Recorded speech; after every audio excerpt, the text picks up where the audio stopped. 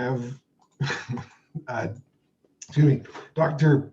Seanna Davidson, from the director of the Systems School, joining us. Dr. Seanna Davidson has been building the capacity for systems thinking across Australia, is a systems practitioner and process designer, and works with individuals and groups to unpack complex problems through the use of systems thinking. These are terms I haven't heard before, so I'm excited to hear more about this. Reflexive practice and action learning. So I'm going to hand it over to you. Thank you so much for being here. My pleasure. And you may have noticed while I've been working in Australia for a few years, I don't sound Australian. So I moved here in 2015 from Canada after working for many years in and around the Toronto area. Yeah, so before we go any further, I always like to start my sessions with an acknowledgement of country. My feet are placed on the lands of the water-wearing people, and you might like to take a moment to connect to the lands where your feet are placed today. I pay my respects to their elders, past, present, and emerging, and any First Nations people joining us here today. And I'd like to acknowledge their strength and resilience in the massive changes that have occurred on this particular land. Okay, so how this session will run today is I have some slides and content to share with you, and I'm very happy to share those in PDF form following from the session today. And there's a couple of points where we'll have, I'll invite you to take a pause and reflect, and you can use that to kind of kickstart some of your thinking on the two tools that I'm going to introduce you to today. Okay, so I'm just going to share my slides. And so depending on how you're comfortable for today's session, you're invited to turn your monitor off, sit out of screen, just get comfortable. We'll have a few opportunities where we'll share back, but that will, we may do that in the chat, depending on how we're going for time. So yeah, feel free to just settle in. And so what I'm going to be sharing with you today is the topic around understanding your impact. It's a big one. So in the first instance, we're really taking kind of opening the door, I suppose, to this topic and some of the tools that are available to you to do some of this work. I think it's probably one of the areas of work that's most challenging in systems change and doing systems thinking practice, because in many ways we're still finding ways to do it well. And I'll talk about why that is in a moment.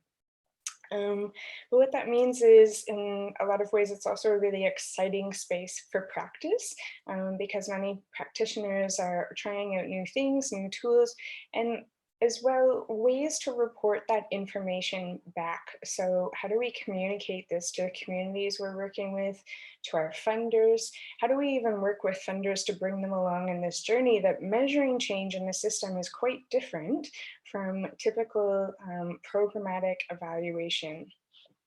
So please feel free to use the chat throughout our session today if you have any questions, and I'll keep an eye on that as we go.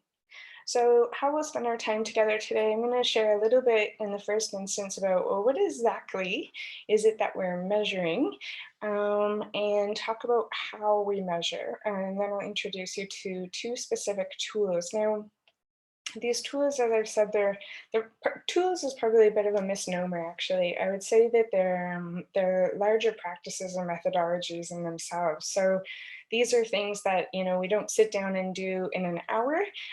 They're a bit more involved, and they tend to take time. We often do them over time and kind of use them as living documents in a lot of ways as well that we return to throughout our work in systems change. I'm just going to open the chat just so I can actually keep an eye on it. There we go. Okay, so what are we measuring?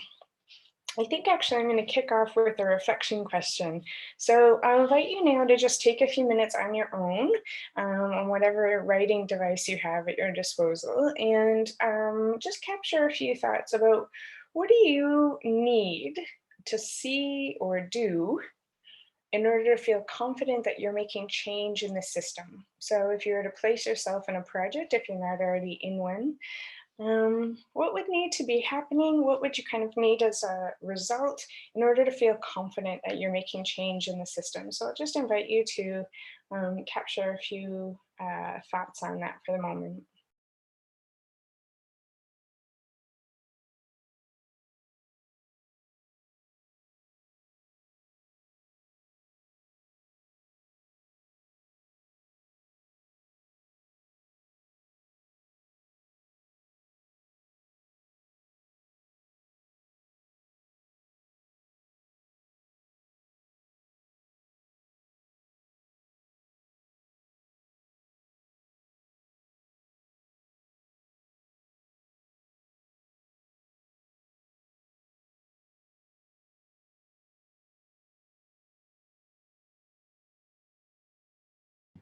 Thanks, Kyle, and I'll invite anyone else who'd like to share in the chat some of their responses. That would be great to see where everyone's landing with that. So Kyle has shared that he would like to see a change in language within the team. That's actually one of my favorite ones. Sometimes I think it can be people don't feel necessarily the weight or value in a shift in language, but it's really, really quite significant because it relates to a whole mental model that we have about the issue or the topic that we're engaging in, and also our level of comfort with the kind of methodologies that we might be using to engage with that topic or that change process. Sasha has shared he'd like to see vulnerability in the team. Oh, I love these answers, guys. That's another really great one. And the emotional component, and I don't mean let's everybody have a cry together, but the emotional component in terms of our ability to hold ourselves in a place of uncertainty and ambiguity, not always having the right answers and being comfortable with that, that's a place of vulnerability. And it's often takes quite a lot of time to be able to cultivate that in a team. And there's a lot of facilitation and practice work that we need to do to enable that. But it's absolutely one of those fundamental criteria for us to step into this space. So I'm loving these responses. Bushan has shared visible outcomes on the ground with a striking difference from the previous stages. Okay, so that's another really great one. I'm going to talk a little bit more about that. What are the things that are visible and tangible? And how do we distinguish between what's different from before as now and what we hope for in the future? And Dana shared, I need to see teamwork engagement to feel I'm making change. Yeah, so how are people just showing up to their work even? Again, that cultural aspect, that emotional kind of aspect, emotional intelligence almost around our skills and capacity to do the work, which I would offer as a really critical enabling factor for any of the technical intervention work that we're going to be doing. So fantastic. I'm looking forward to where we're going to go with this conversation. Okay, great. So we're just going to pause on those for a second and come back to them a bit later. So I'm going to share with you, actually, I'll just pause here for a second, that as I said, this field of practice is evolving. There's quite a lot going on. There's a number of different vantage points and perspectives in terms of how people conceive of measuring change in a system. And I'm sharing with you 2 tools today. But as always, I want to be quite clear that this is the way that I work and my particular orientation to systems thinking, which comes from applied practice and systemic inquiry. So that it's a situated approach to doing systems thinking and systems change. And of course that there are other practices. So just to suggest that, of course, there are other ways to do this, and I'm just sharing with you a few today. So I'll share a couple of statements here to just kind of bring our thinking, our frame to what is it when we're talking about measuring systemic change. So we have to get really clear in the first instance that we're talking about working in complex problems. And so what does success look like in complex problems? And I would offer that success is about our ability to respond to and learn from the dynamics of the problem context as they emerge. So it's kind of like the analogy that is often used is being able to be in kind of dance, be a partner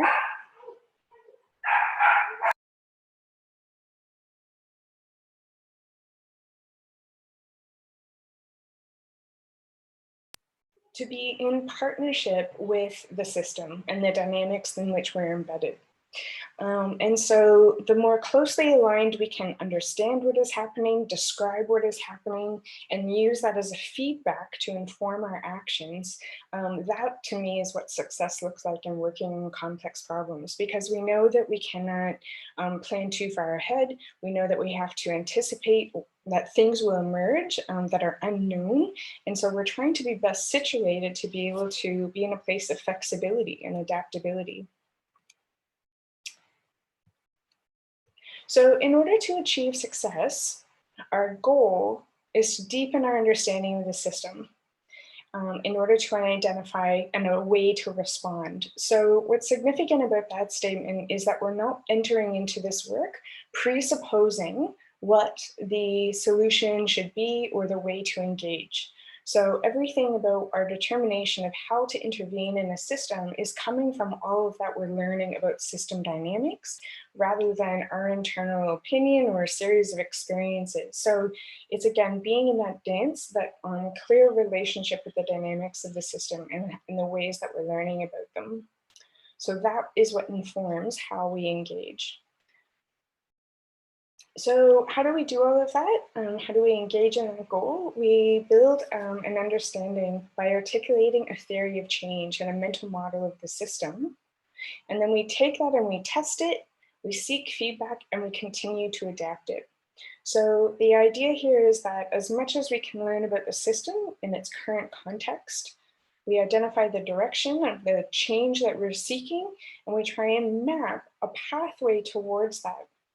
But we accept that that theory of change, which is one of the tools we'll talk in more depth about today, is very much a living document. It's the thing that it's the living hypothesis in which we're testing out. And that is the thing that we're measuring.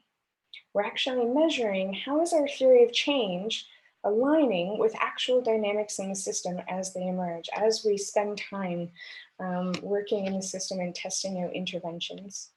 And we do that by seeking feedback and adapting that theory of change. So we end up having multiple theories of change, you know, at T1, T2, T3. So I just want to come back to, we talk a lot about complex problems. I'm not entirely sure how much you've covered this in the course already, but to me, it's really the foundation of everything about why we approach systems thinking in the way that we do. And so getting clarity in the first instance in the fact that we're working with a complex problem, and what does that mean? Well, if we're working in complexity, we can compare that to what looks like more of a simple or complicated problem as well. So in simple problems, we're dealing with something that is very easily defined. The way to engage with it is really well understood, and we're doing the same thing every single time and getting a highly reliable outcome. So there's really nothing that is unknown or uncertain. And so in that way, success is about being able to follow the exact protocol and getting the same output every single time. In complicated problems, we know that there's a little bit more area of uncertainty. But in that situation, we still have the ability to actually increase our level of certainty. So it's kind of like there's a certain amount that is known and well understood, and there's some gray area.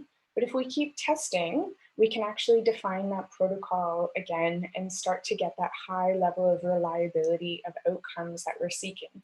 So this is most often where we see evidence-based practice. You know, we do enough tests, we run enough random controlled trials, we know how to respond to the problem. We didn't start there, but we're able to define that over time.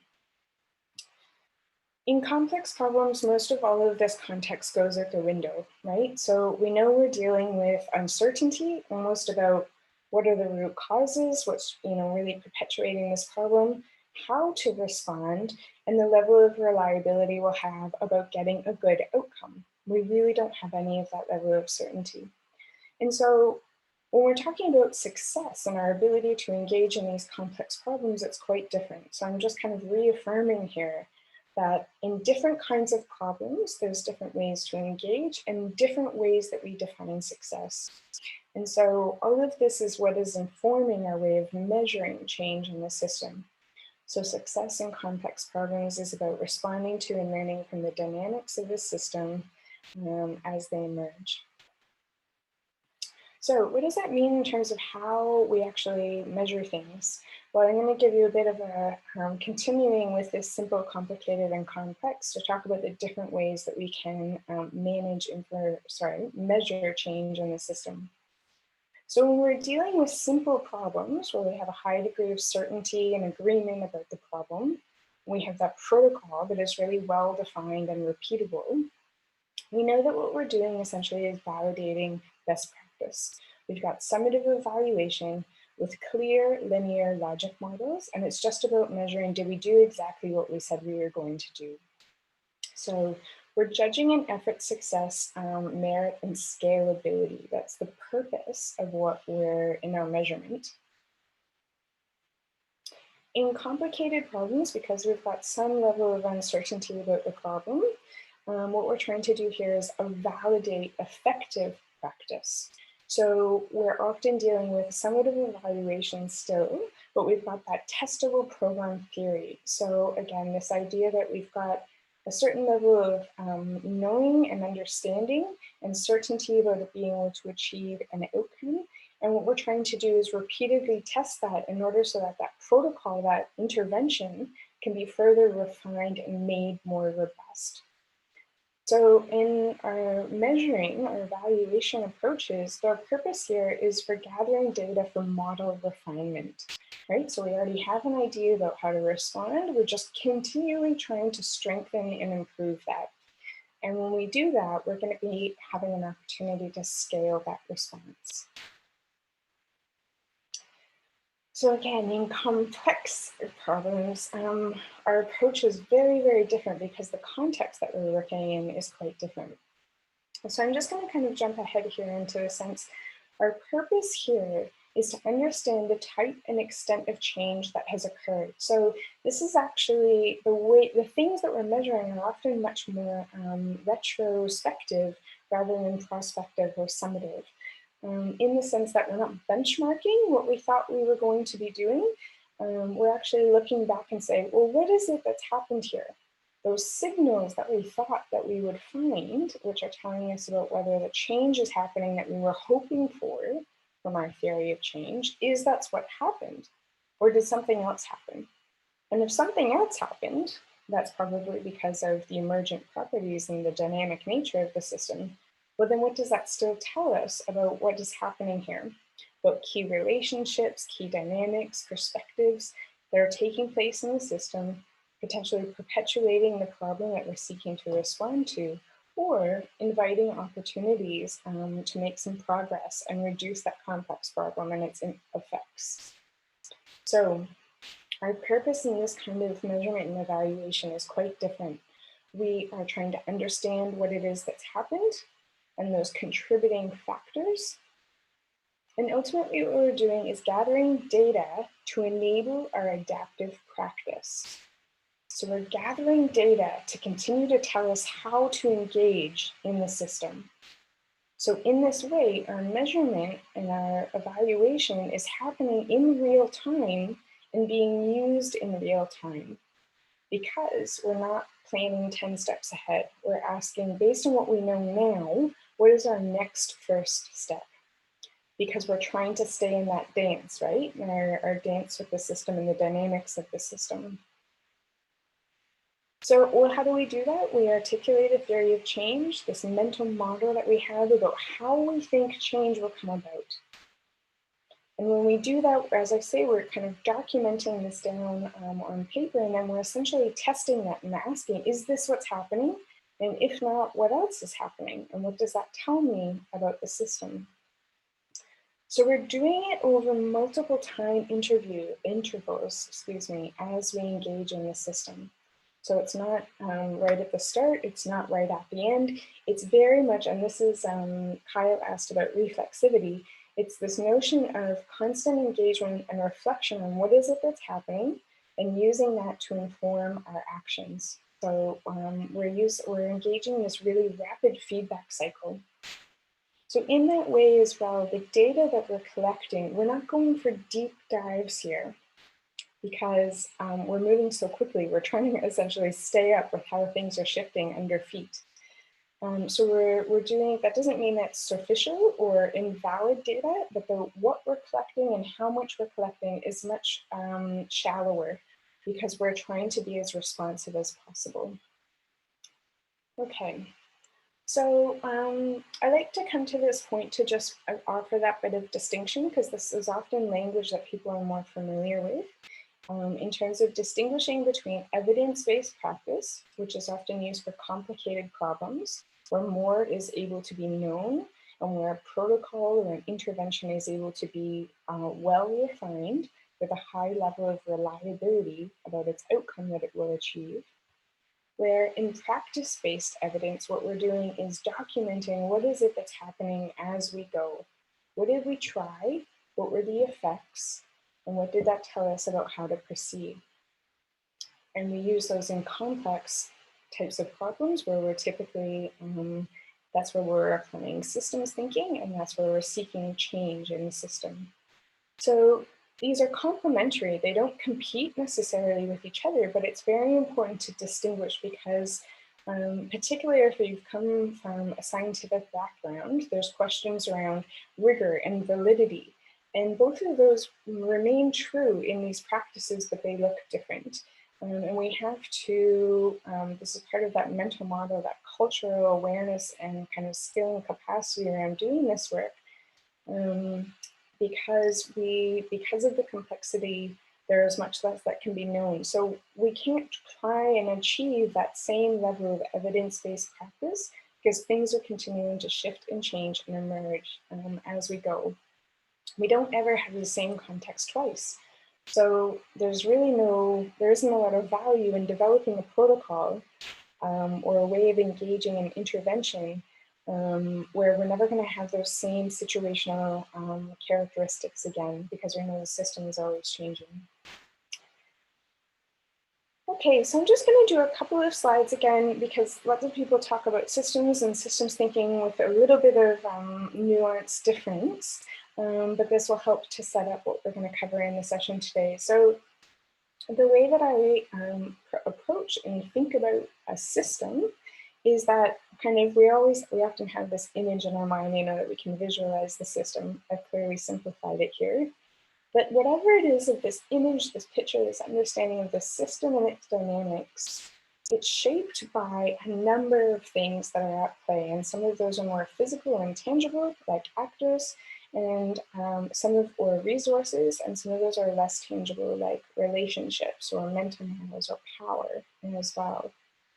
So we're setting this up because this helps to start to shape and inform where is it that we're looking to see change? What are the signals that we're going to be trying to seek in the system about what's, Bouchan was asking about visible outcomes on the ground.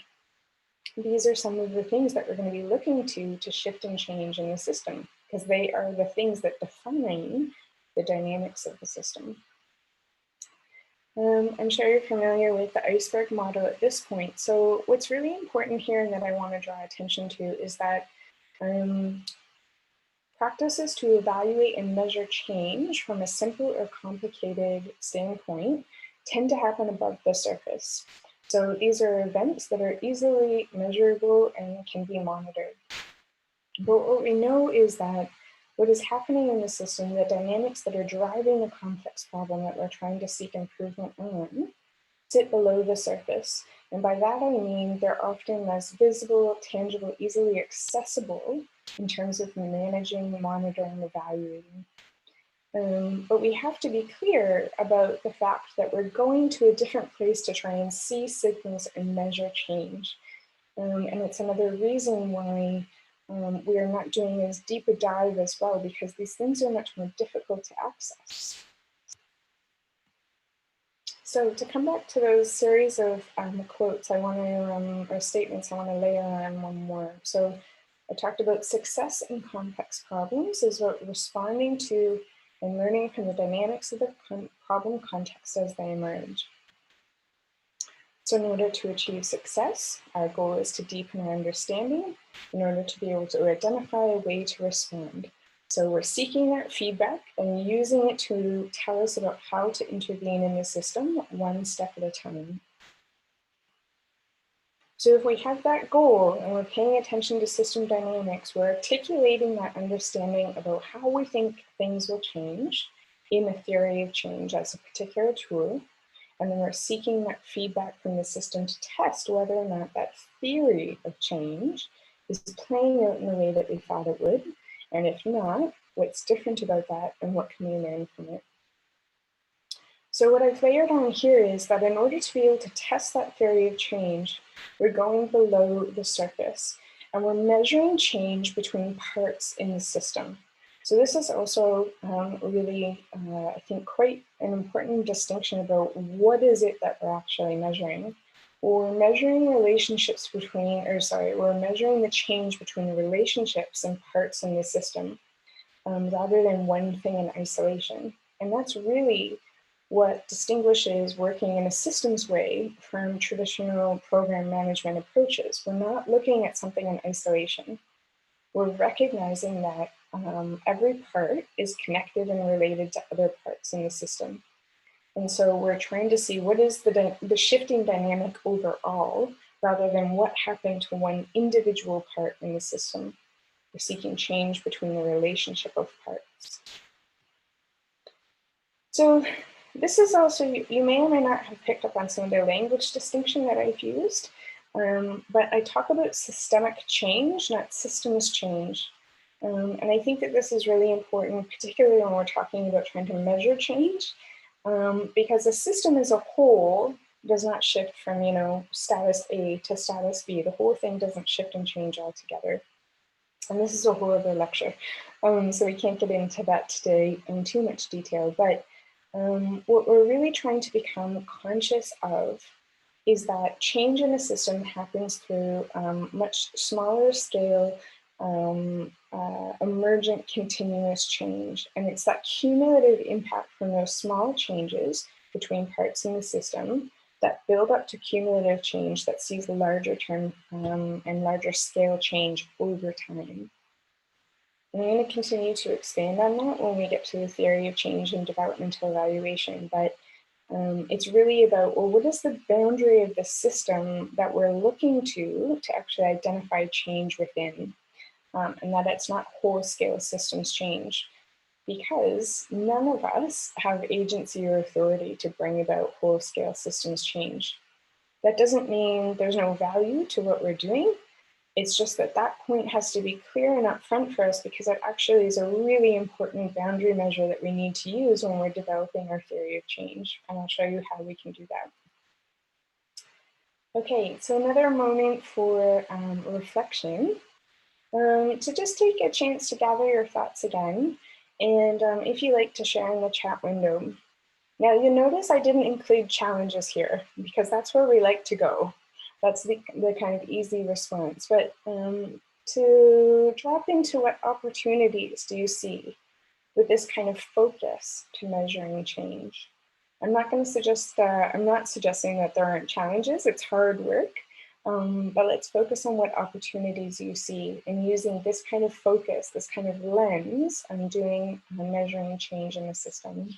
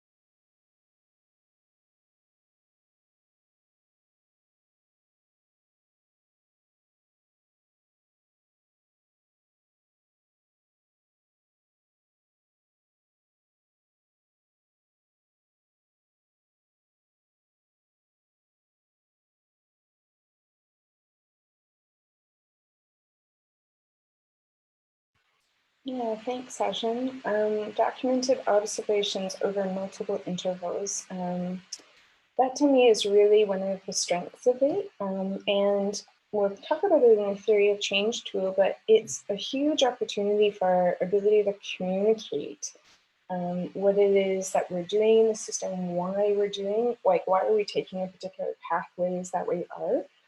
And that's a really important element in terms of often working with our funders or those that we're reporting to, because we're not taking a 10-step planned approach right from the beginning. It's hard to be able to describe to people, well, where are we going on this journey? What is it that we anticipate happening? We don't have that luxury. And so doing measurement in this way, it's actually an opportunity to have real clarity about what that journey looked like and as it happened in real time. So retrospectively, we're able to say, this is what it looked like and why we chose the paths and ways to intervene that we did. Bouchan has shared hypothesizing the outcomes to test out within the systems, environment, and subjects. Yeah, absolutely. And it's a really fascinating exercise as we do this, because oftentimes our biases, our assumptions, our mental models that we have really come into play in this work. And it helps us to really check in as well about how diverse array of perspectives are we drawing on to understand the dynamics at play in the system. Dan has shared dropping perfectionism in favor of adaptation and prediction. Yes, that's like the core, the fundamental. This isn't about perfection at all. This is about being able to be that good dance partner. So that's kind of the fundamental thing we need to be really cultivating in our teams and in our work. Bouchan can't hear me. Can anybody else hear me?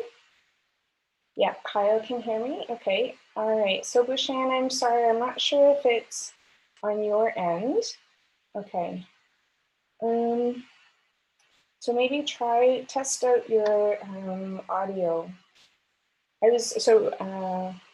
Maybe, can you hear me now, Bouchan?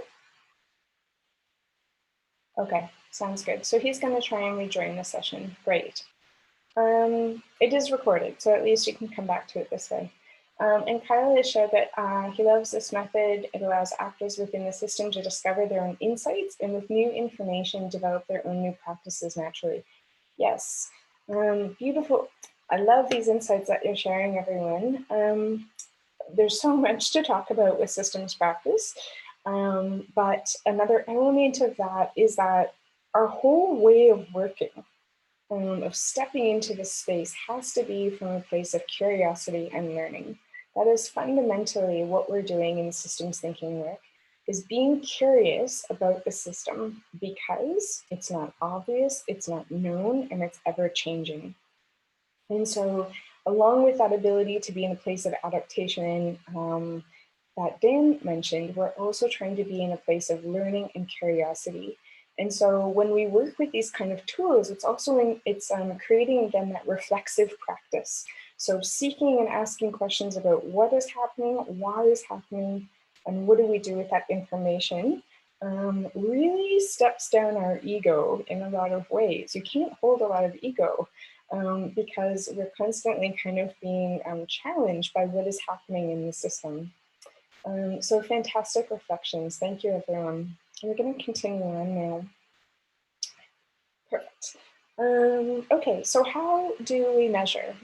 So again, as I shared, I'm going to be looking at two tools with you, but these are really much larger methodologies ultimately, and the time and space to implement these, it's really actually about creating that reflexive learning practice within your team or your project that you're carrying on.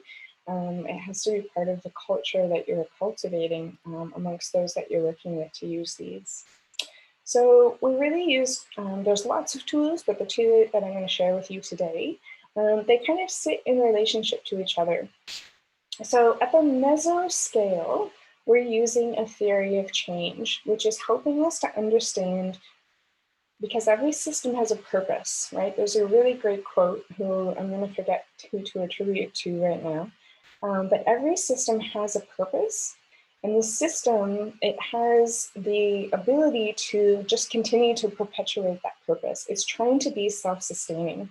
And so when we're introducing these interventions and trying to change things, that's actually going against what the current system's purpose is. But that's ultimately what we're trying to do in systems change work. We're trying to course correct, right? So at the higher level, the meso scale, in talking about change and being able to measure it, we're wanting to gain clarity about what is the system's current purpose. And so I want to be really clear in articulating that the system's purpose is not the thing we want it to be, it's the thing that it's actually doing in this moment in time. So an example, the healthcare system is a really easy one to look at. So just to clarify that point, we might want the healthcare system to be enabling good health in individuals and our communities. But as the system's currently structured, the way that resources flow, the power dynamics within that, it might actually be perpetuating poor health, for example. It might be doing the exact opposite from what we're wanting it to do. So in our change work, we're trying to first articulate what is the system's current purpose and what is the new future purpose of the system that we're trying to work towards. So that's ultimately that goal or that change that we're seeking in the system. So once we have both of those, we start to develop pathways for change. So how do we move from what is A to B? So where we are to where we want to be. And that's really what we're trying to do in our theory of change. And we talk about developing those pathways and thinking about what we're going to engage in as change actions by improving the relationships between parts in the system. So once we've developed that theory of change, what sits below that, which operates more at the micro scale, is using developmental evaluation. And developmental evaluation is the more applied and kind of, we might use it daily, we might use it weekly in our teamwork or project work. And it's a series of prompts, questions, us offering and being curious about what's happening in the system that are helping us to test out our theory of change. So it's a series of questions that we ask to be able to receive feedback, which then enables us to go back to our theory of change and adapt our theory of change, which then impacts, of course, our pathways and our actions that we're taking to bring about change in the system. So developmental evaluation feeds our theory of change. So what I'd like to do now is take a bit of time to look at the theory of change as a methodology that you can implement. Now, it's important also to distinguish here that theory of change can also, and is often used for programmatic evaluation, we can also though use it in systems or a complex situation, which is what I'll be talking about today. And the thing that distinguishes that is really about the boundary of the system in which we're considering, as well as the actions or the pathways that we're developing in terms of what our intervention is going to look like, because we're focusing on aspects of the system rather than isolated parts. So we can use the same tool, but in different ways based on the focus that we're taking for the thing that we're wanting to change. So I love theory of change. It's one of my very, very favorite tools because it just offers so much. But in that way as well, it can also feel like quite a cumbersome tool in a lot of ways because there are many steps that we can move through. The value is that we can do it in quite a light touch way. We can also do it as quite a deep dive. So these are the three key things that I think a theory of change offers you. It's a statement of the change in the system that the group is seeking. So you as, again, a project or an organization or a team are going through this process to really articulate that change. And as you do, as you create that statement even, you're checking in with assumptions, biases, and the mental models that you have, as well as your agency and authority to bring about that change. So why that's so significant is because we would never go through or end up on the other side of a change process where we're creating a theory of change, suggesting that someone else has to do a thing. because ultimately we can't bring that about if that's not within our own realm of agency and authority. So just creating our statement of change, which is essentially that new system's future purpose, in reflection of the current system's purpose. We do a lot of work to really refine that, make sure that's really concise and that it's connected to our role in the system. The second element is that as an overarching piece of work, it gives us that model that we can basically say to someone, here's what we think, or how we think that we can bring about change in the system. And so when we develop a theory of change at the start of our systems change process, where it's really useful is because it offers, while we don't have this exact linear plan about every single thing we're going to be doing, this is the model that we can say, we've had to think about this. We've paid attention and learned about system dynamics. And as a result, we have developed this theory of change. And so that becomes a communications tool as well as the thing that you're measuring against. Finally, it's a process. Because it's a living document, because it's a theory in which we are going to be returning to and adapting, it also facilitates that learning process as we go about engaging with the system and applying interventions. So, these are kind of broken down in this diagram that I'm going to share with you now, the process to build out a theory of change, or the particular elements that it's comprised of. So in the first instance, we define what is that desirable outcome that we are going to hold ourselves accountable for. So that might be the project team, the organization, a collaborative group of organizations. But what is it that is going to be your contribution towards change in the system? What are you going to hold yourselves ultimately accountable to? And this is where we're really defining that role and agency and authority piece. So once we've defined that, essentially what we're doing is backcasting. We use the language preconditions. What is it that's required in order for that outcome to be made possible? And typically we would establish 4 or 5 different pathways that are going to contribute to this outcome. So we use the language preconditions and we ask what is required in order to enable this outcome, and that develops our causal pathways. So if we do X, it's going to result in Y, and start back at A. I started at the end of the alphabet there. But what we're saying is this is what we think to be the series of events that is going to lead us to this change, which then forms the thing that we actually take out to actually try. So taken together, these form our adaptive plan, the thing that we're going to try and do in the system. And what we layer onto that is asking about signals. So this is, again, that difference between evidence-based practice and practice-based evidence, where we're asking, well, what is it that we would see to, I think it was Bisham's point, yes, at the beginning, about the visible outcomes on the ground. So that's what we're defining here. So we're not talking about counts, of people showing up to like a particular event. It's like, what would we see as evidence that a change has taken place? What would that look like? And then what is the thing that would help us understand that that's actually true? And so that's what we talk about when we talk about signals. So we're identifying signals, and we do this for the preconditions, those pathways, because we know that that's everything of this is cumulative. It's building back up to our outcome. So we identify signals, and that is what gives us our feedback loop. So once we've identified the signals, then as we start doing the intervention work, we check in with those signals along the way during our implementation process. And so if we see that the signals aren't happening, then that's an information input.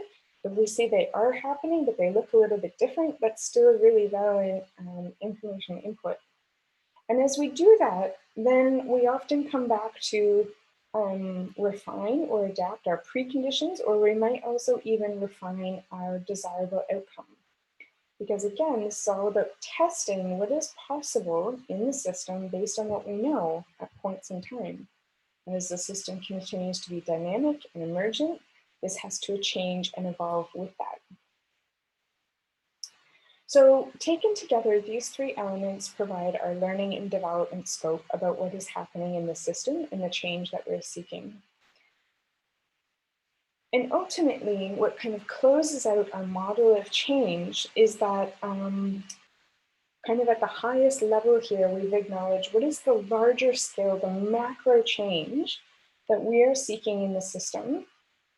But we use a term called the accountability ceiling to recognize the difference between an ultimate outcome and the desirable outcome, in the sense that the desirable outcome is what we are holding ourselves accountable to, where the ultimate outcome, it's dependent on others in the system being active, others also contributing and working towards this goal.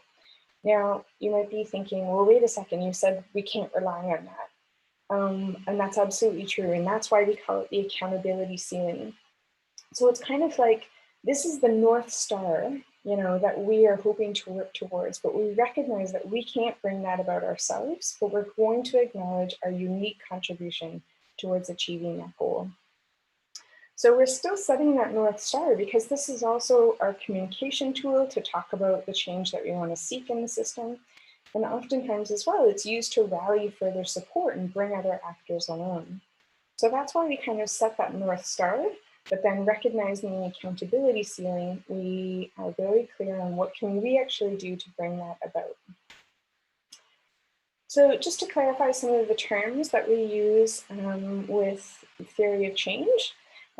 So some of you may be familiar with the term outcomes. I'm not sure. It's been adopted in some places and not others. So often you will hear the phrase moving from outputs to outcomes.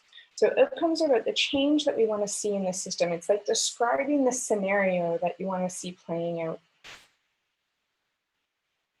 Preconditions are change states that contribute to the outcome.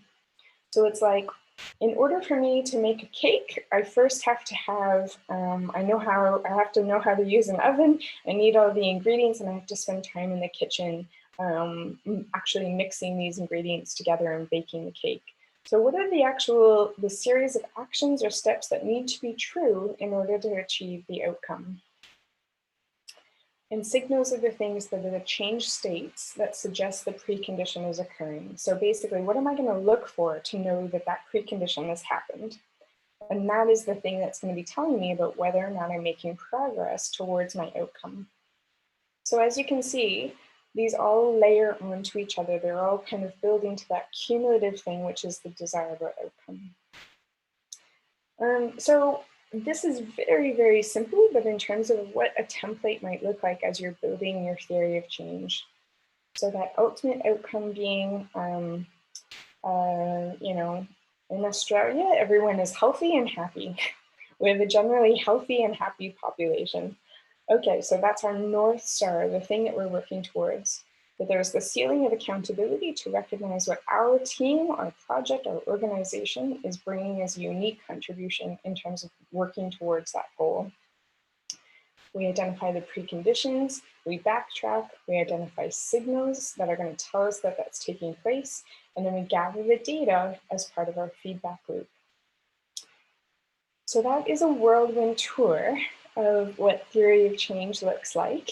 And we're going to move into developmental evaluation. But what I want to do first is give you another opportunity to just sit with this for a moment. So to reflect on some work that you might be doing, or if you don't have an active project right now, you might reflect on a project that you've done in the past. And to just write a couple of statements. So I'd like to see what would be an ultimate outcome. So a system that you've been working where you want to seek change, where it's kind of this high level macro change that you're seeking. What is that? And just write that in a sentence. And then also, what is a desirable outcome that your team, your organization, a collaboration that you've been a part of, what was their unique contribution to that? So and when we talk about outcomes as well as a statement, where it's like you're defining it as if it already existed.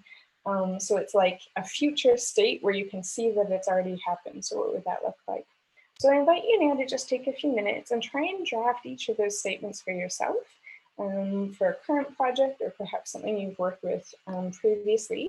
And if you're comfortable to share that in the chat with everyone.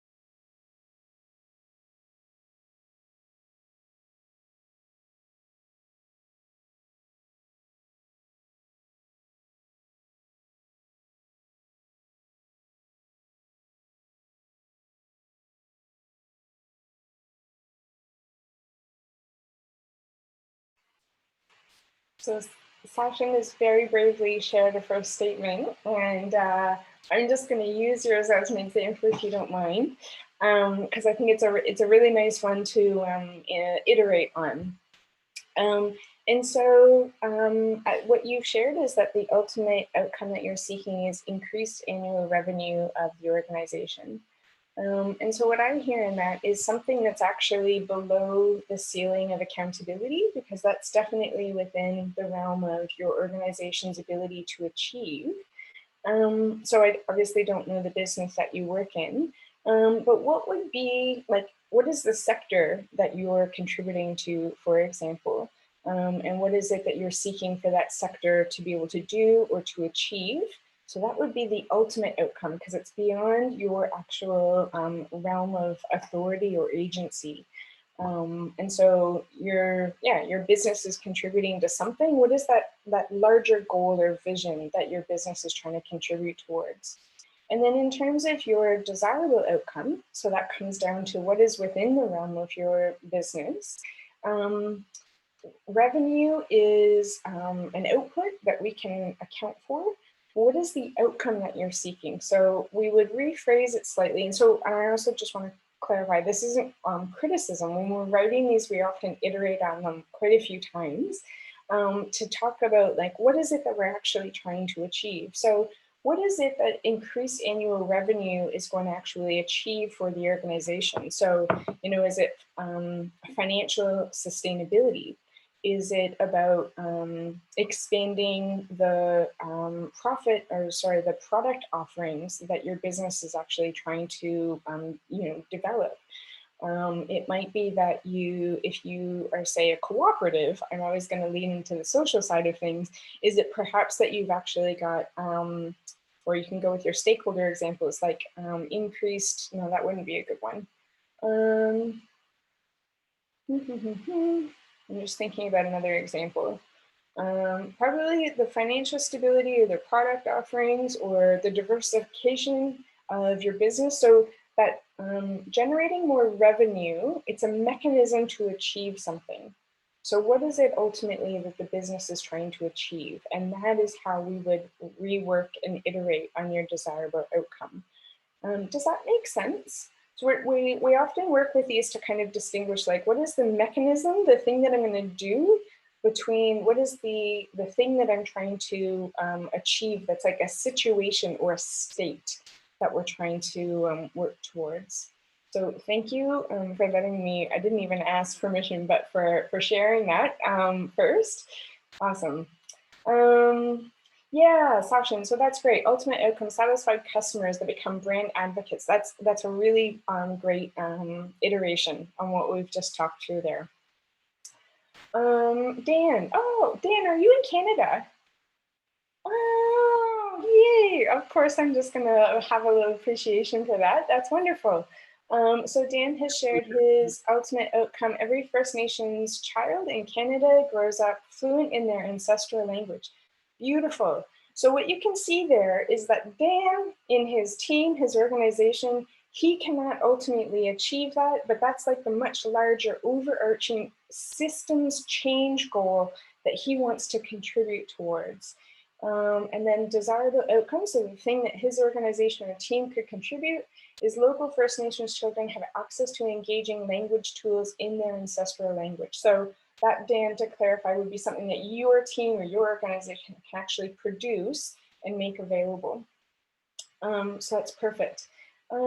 These are great, everyone. I'm just going to check in how we're doing on time. We've got a few more minutes. Perfect. So let's work through these. And Dan, where are you in Canada? I'm on the West Coast, Victoria. Ah, beautiful, beautiful.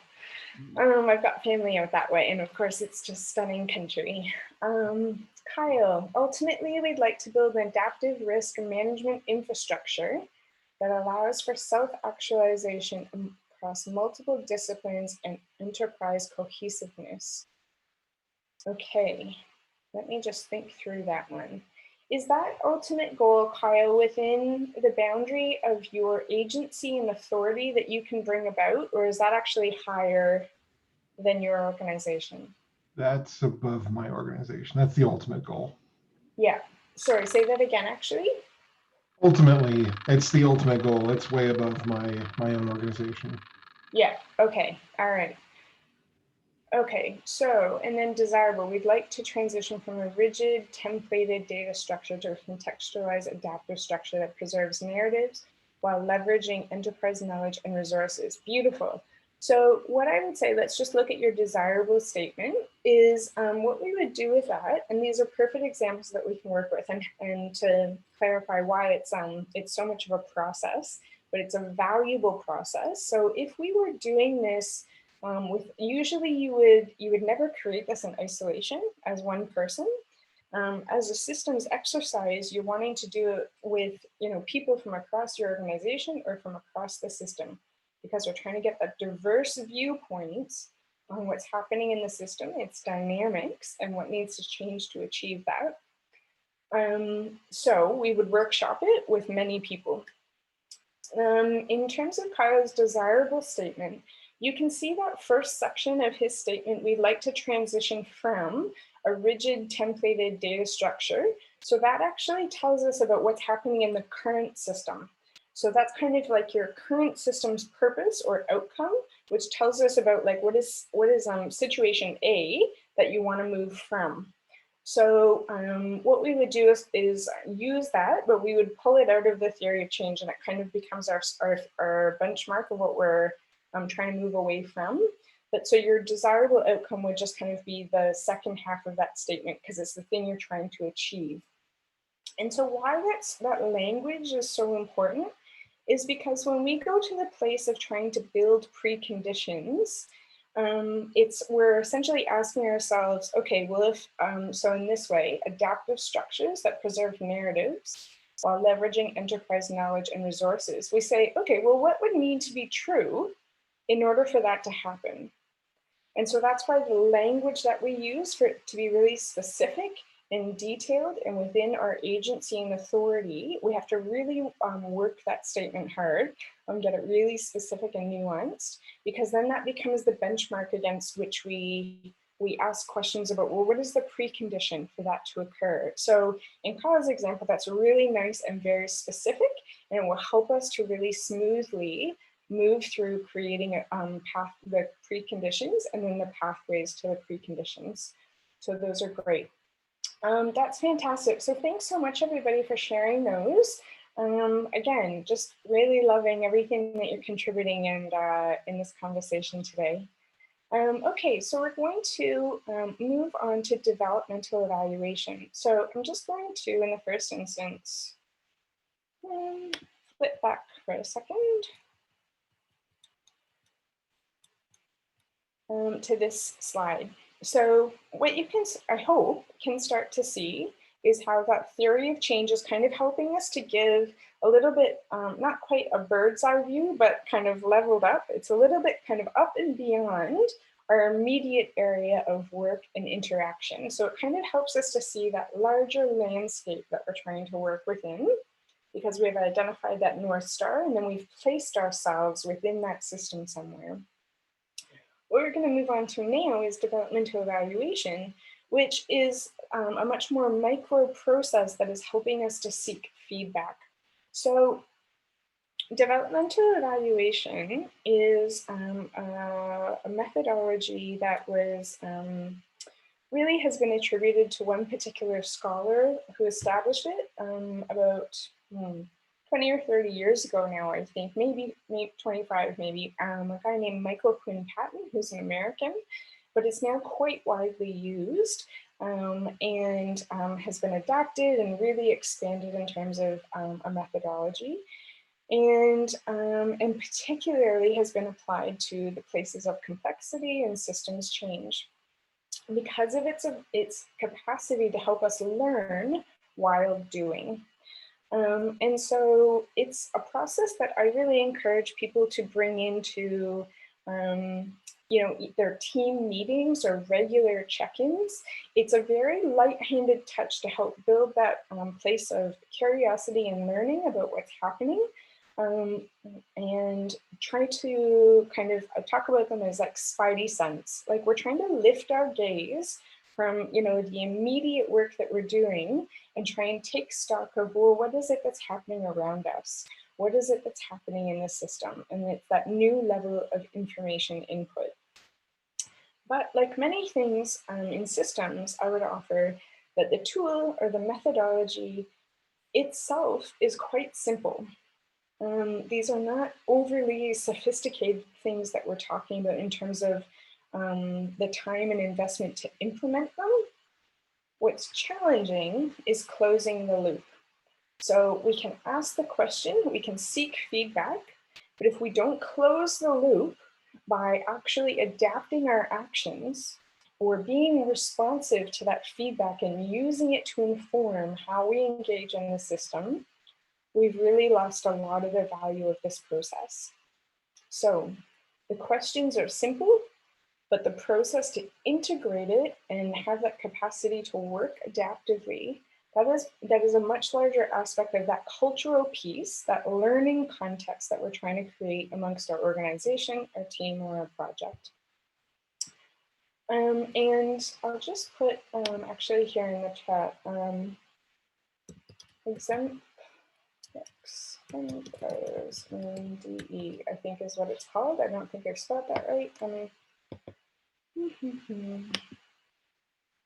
If you're interested in this, there's a book that Michael Quinn Patton edited with a number of other practitioners in developmental evaluation, which is a huge case study.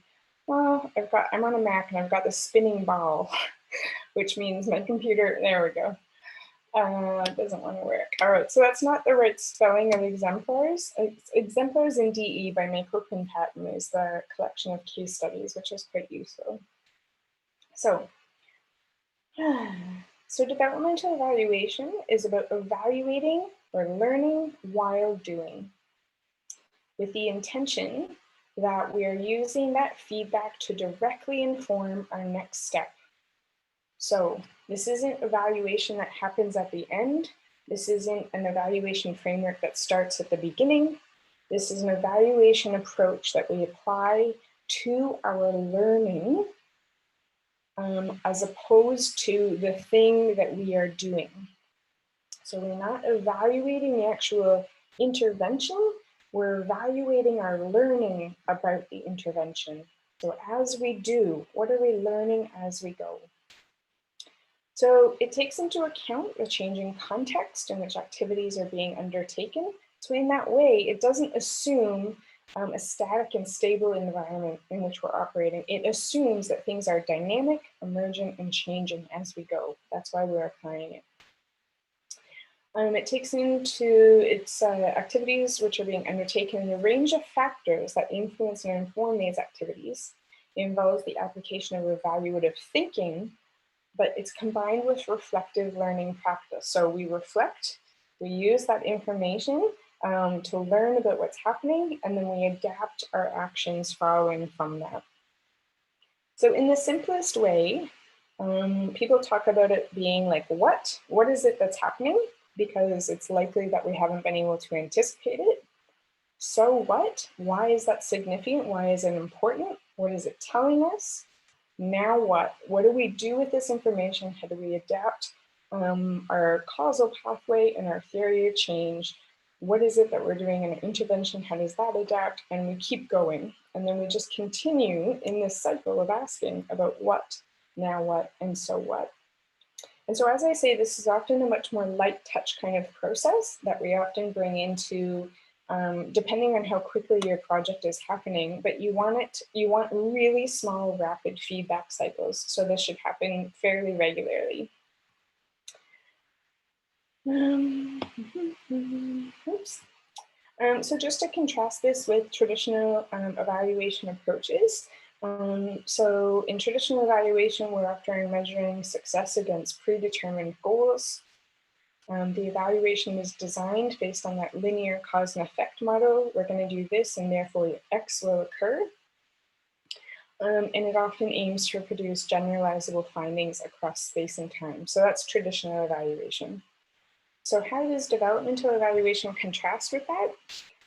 It provides learning and provides feedback, and generates learning, and supports the direction or affirms changes in direction. So it's kind of like, again, with that theory of change, it's helping to document and provide the rationale of why did we do what we did?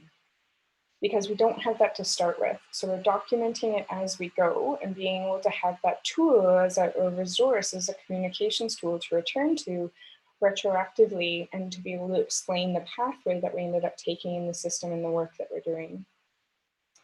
I want to just drop down to, so accountability here, rather than being accountable to external authorities or funders, we're being accountable to our learning, the development, and the adaptation process. So again, it's a very different purpose for why we're using this.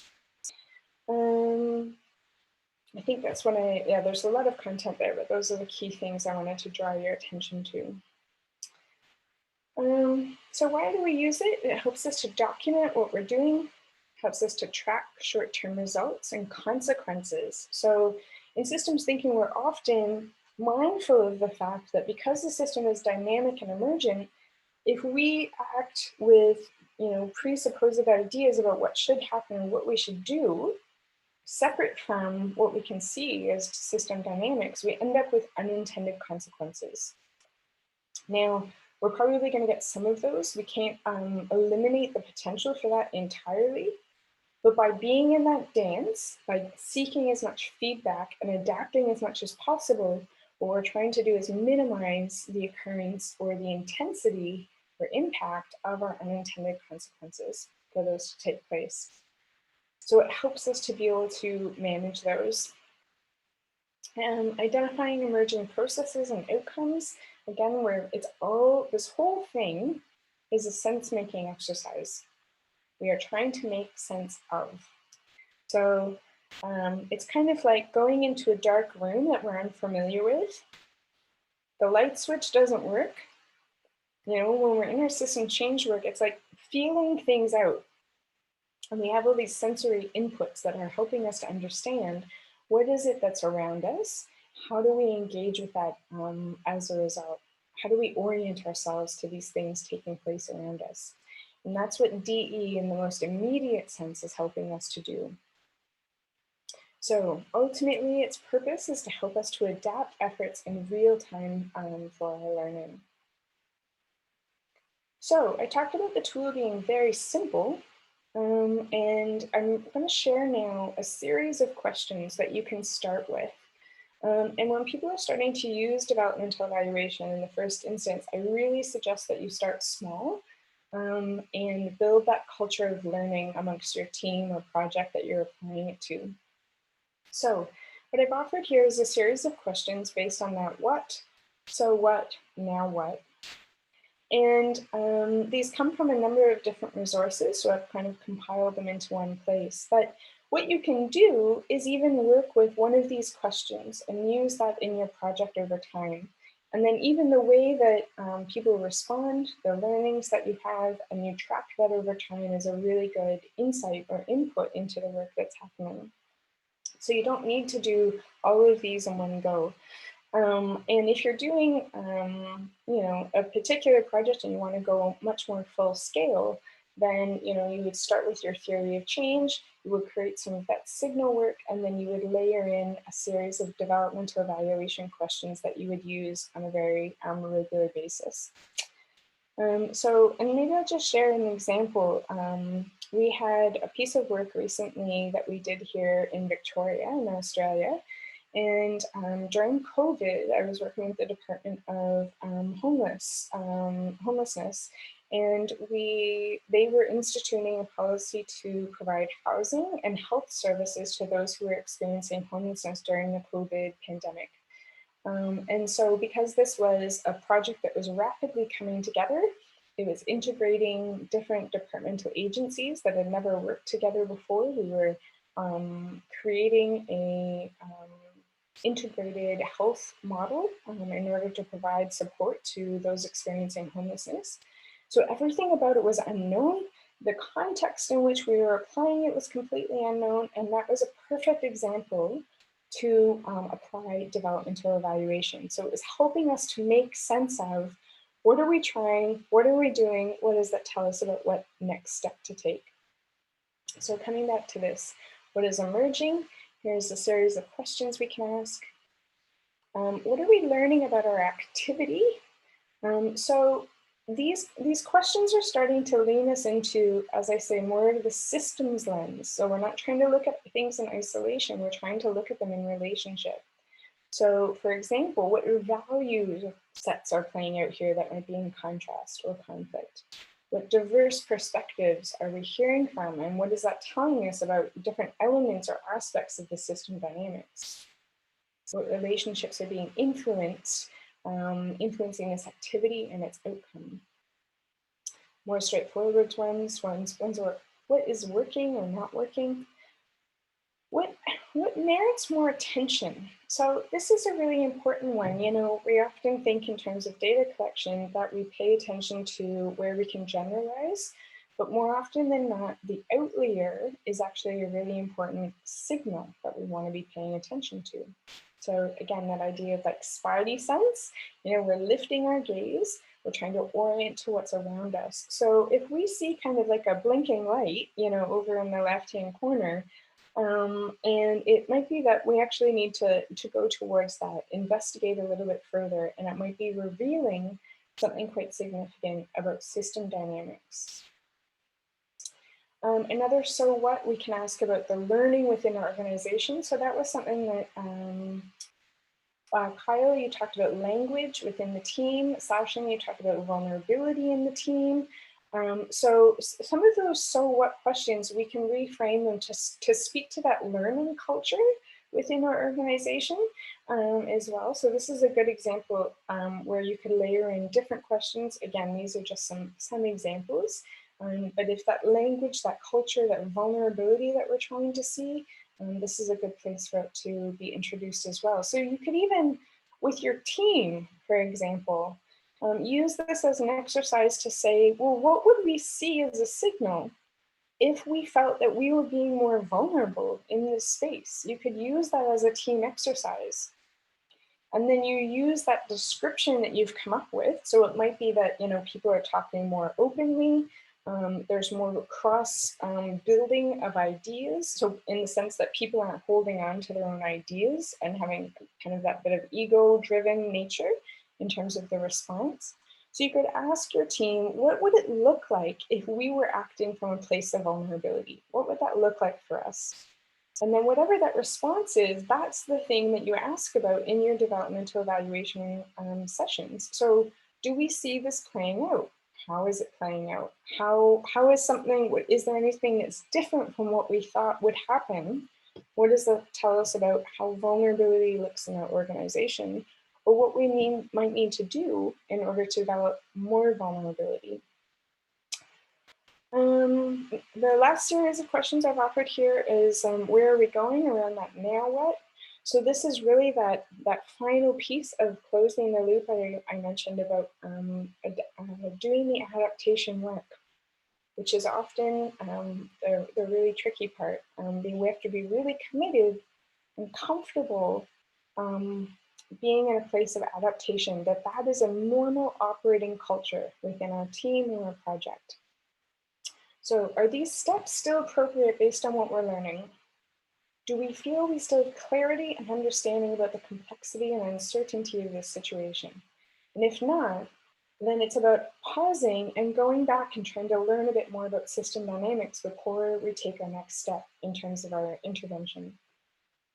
And here's one that would really come back to our theory of change. So that desired outcome that we were seeking, based on what we were trying, based on what we're learning, is that still true? Is that still the right one? And what I want to be really clear about here is that the notion that our desired states for the system should change does not mean that what we previously developed was wrong. It doesn't mean that we failed in that phase of work.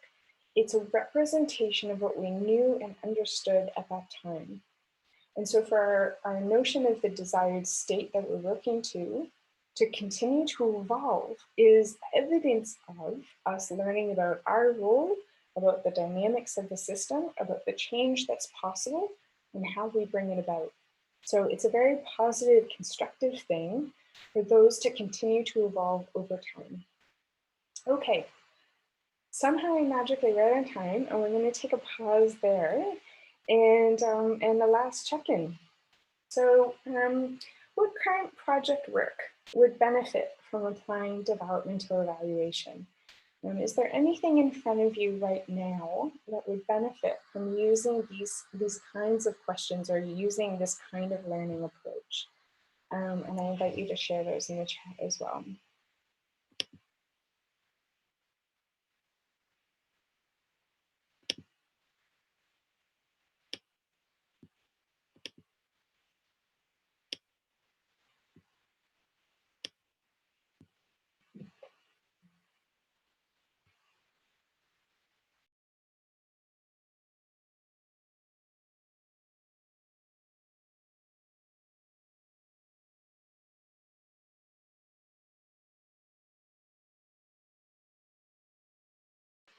Yes, exactly, Sasha. So those preconditions that you've already identified, that's a perfect place. You can, if that's an active piece of work for you right now, that's absolutely what you can start applying them to. Feel free as well, we have a few more minutes. If you have any, there's a lot of information. I try and pack it as much as I can so that you've got good stuff to take away. But if you're sitting with questions as well, I can do my best to respond to those.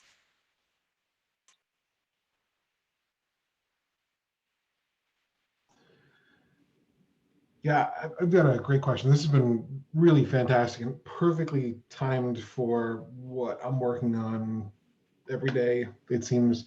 So for the last year, I've been watching Dave Snowden videos and reading all of his blog posts and deep diving Kinnavan framework and complexity. And now I've been pouring it onto my team, and they've got an appetite for it. But the question now is, all right, how do we simplify this and turn it into practice? And then, like, what's your elevator speech? How do you simplify complexity? And of course, my response is, you haven't been listening to a word I've said. And, we go on that route. But like the answer is now like, okay, you've got a minute to pitch this to senior leadership. How do you get them interested? And all I've got are like decks like this that I can't truncate to that level? How do you tackle that? Yeah, there's three things that I would probably offer. In the first instance, and I mean this quite genuinely, that I don't work with people who aren't interested in systems or complexity thinking in the first instance. And that's not to be exclusionary. It's actually what I've learned about people's preconditions to be able to be open to the work.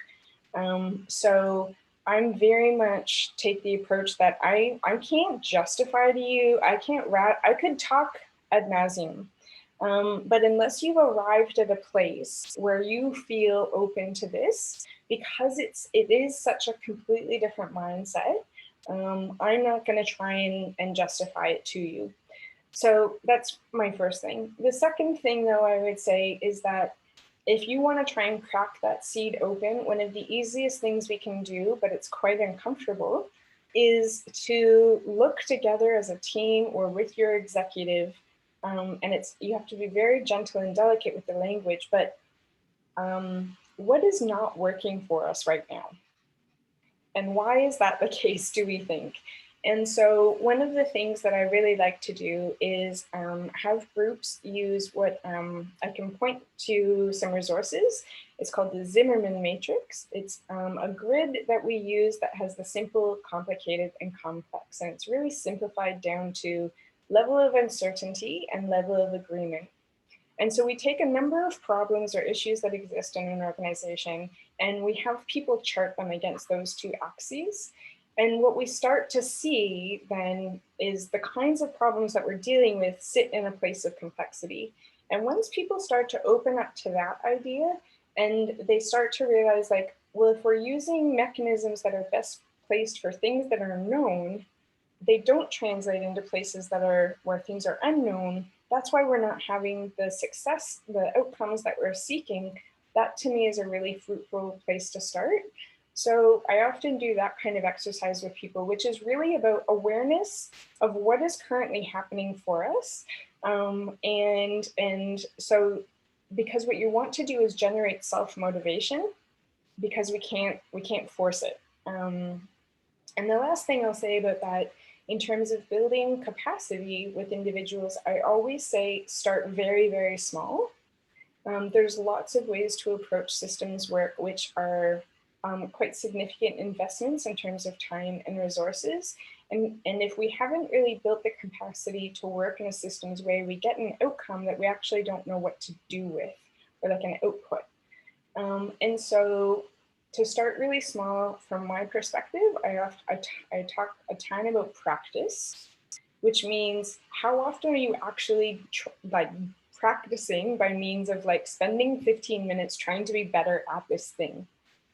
And one of the easiest ways we can do that is that as individual practitioners, we have to really crack open our assumptions, our biases, and become aware of our mental models.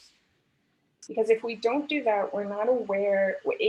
By doing so, I'll rephrase that, by doing so, it helps us to become more present to the complexity, which then helps us to enter into that place of, I need a better tool to help me do a thing. And that's what I have found to be the most productive place. I hope that helps. It helps a lot. Yeah, and I didn't expect there to be a elevator pitch for complexity. So this is kind of what I was thinking. Cool. That's perfectly articulate. Thank you. Yeah, my pleasure. I agree. That seemed like the biggest problem was it's easy to not see the complexity, assume it is not, because that's so easy to do. But it is fearsome, and even for yourself, leave alone others who do not have the paradigm that I do have today, which is very small. But for others, it's like it's easy for everyone to discount it as non-value. Yeah, exactly. And there's multiple, the situation of even trying to create opportunity to engage in complexity, it is a systems change in and of itself. So I often say to people, like, there's the change externally that we're trying to see, but almost always there's actually a change internally in our organizational culture that we first need to navigate. And so that's like the microsystems change that you're trying to bring about, because it's the required enabling factor to do any of the bigger pieces of work. And so sometimes that's a bit frustrating because it feels like it's a slow burn. But what I have seen is when people dive really quickly and kind of just go with like buzzwords and methodologies, it falls over really quickly because it's like building your muscles. You know, you need that muscle strength in order to kind of be in the long term. So community of practice is another piece that I would really encourage. And it's okay if it starts small. So even if it's like 5 people, you know, once a month or something, and you get together to practice a tool or talk about, you know, a particular theme, more often than not, that helps people, it gives them a lens through which they can see stuff that they previously didn't feel like they could find a way through. And so they start having conversations, and it becomes kind of this snowball effect of bringing more people into that community of practice, which helps to build the capacity, which opens up a little bit more opportunity. Yeah. Cool. Seanna, I have a question. Yeah. In fact, I have 2 questions. I'll start with deciding on the ultimate outcome, which is the North Star. So in that sense, do you work out a consensus with the organization, or you suggest something to them that this, looking at your condition right now, I think this should be your North Star? How do you go about doing that? Yeah, that's a great question. I would never suggest what the statement is, but I would definitely deeply facilitate the organization to establish it themselves. And so what that often involves is asking questions around, like, what is it that you value? Who do you want to work with? What is the kind of change that you're wanting to bring about in the world? And it's and that's what I mean. It's very much a process, because we're often not given space and time to think about this stuff. And it's an important element of your theory of change to have space and time to think about it. And so it's really important to be facilitated and supported in establishing that statement. And you would ultimately trying to achieve a fairly high level of consensus amongst the organization, because it's now going to inform everything you're doing. Right. And so my second question was kind of related to the first one, which is when you're doing your developmental evaluation, the now, the so what, and the what questions, does it over a period of time, does it become more specific to the problem, or you think that those questions need to be very generic? That's a really great question. I would say because I could be dealing with healthcare. Let's say I could be dealing with an organization going through a healthcare, because the thing is with me is that with systems thinking, I always believe that every organization has, even if they are in the same domain, they have different systems. Yeah. So what mattered to a particular company or an organization within healthcare would be completely different for the same company or in the same domain, other company in the same domain. So I believe somewhere there that element of exclusivity or specificity in the questions for the development evaluation has to come forward. So what's your take on that? Yeah, I would say that there's some questions that can be applicable across any context. So like some of the last ones we looked at, which was like, do we still feel we have a level of clarity about how to proceed? That one's almost always going to be relevant and appropriate. To go to the example with the homelessness project, for example, we had some that were specifically around how are we collaborating?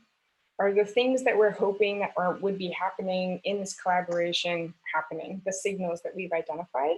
So I would say you probably have both things, some that you could pick off that list and continue to work with as is, and some that you would want to establish as a group that feel important to you about what you want to learn about, with the intervention or the initiative that you're doing.